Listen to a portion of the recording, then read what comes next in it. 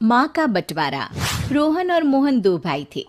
दोनों की शादी हो जाती है, लेकिन शादी के बाद दोनों के बीच एक नई लड़ाई की शुरुआत होती है।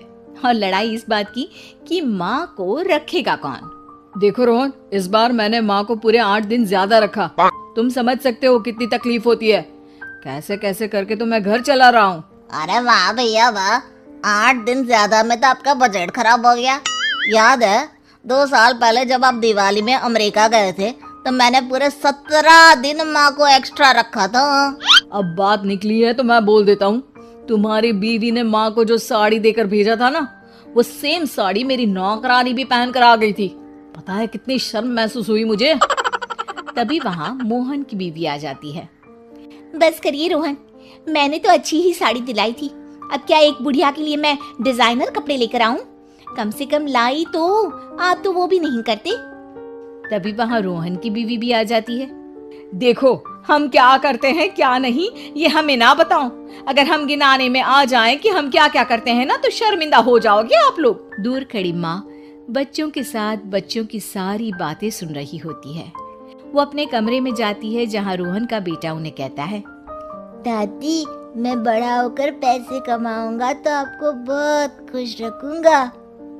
बेटा मैं तब तक रहूं ना रहूं, पर तुम अपने माँ बाप को कभी कोई कमी नहीं होने देना, उनकी हमेशा इज्जत करना।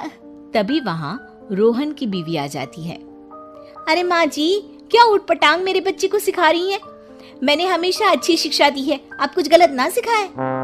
हाँ बहू, संस्कारों में तो मेरे ही कोई कमी रह गई थी।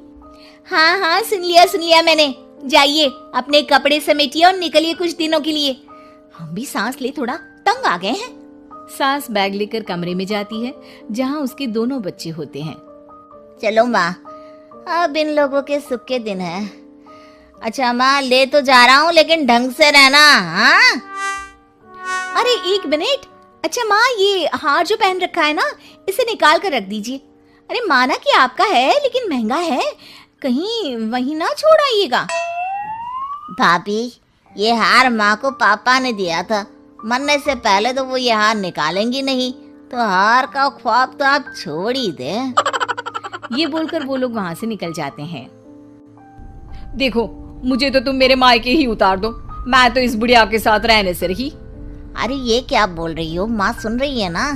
सुन रही है तो सुने ना, डर नहीं पड़ा मुझे किसी का। अरे बेटा जरा साइड में रोक ले, न सामने मंदिर दिख रहा